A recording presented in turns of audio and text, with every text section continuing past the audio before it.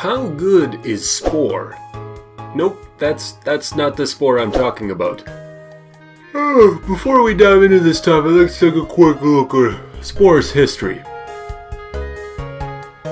Spore is a non-damaging grass-type move introduced in Generation 1.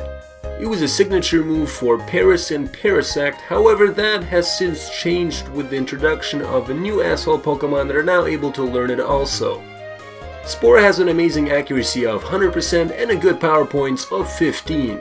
Using the move Spore puts an opponent to sleep for 1 to 3 turns, basically meaning that you are guaranteed to sleep on turn 1 and you have a chance of waking up on either turn 2 or turn 3. Now the chance of waking up on turn 2 has a 33% chance of happening, while the chance of waking up on turn 3 has a 66% chance of happening. Turn 4 you are guaranteed to wake up, so there's that. So that's kind of how the sleep works. Another thing to note about sleep counters that we'll talk about while we're at it is that if you switch out your Pokemon, this sleep counter doesn't actually reset. So if your Pokemon has been asleep for 3 turns and you switch out, the next time you send him in, he's guaranteed to wake up. So that's something that I didn't know and definitely decided to mention. If you're the cool dude that runs Z crystals on everything, you'll be disappointed with the Z crystal power of Z Spore, since all it does, on top of putting an enemy to sleep, it also makes it so all of the user's lowered stats are reset. So that's kind of boring. Don't use Z Spore.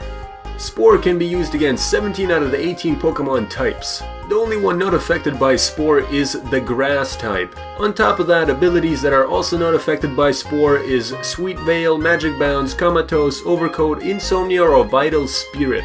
If your Pokemon wears safety glasses, he is also unaffected.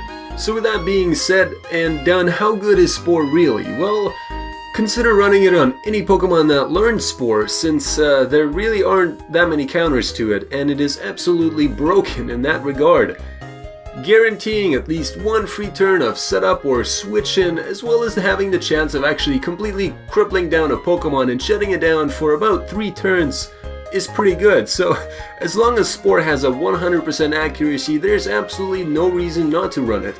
With that being said, I would just like to say thank you for watching, and like and sub if you can. Peace out.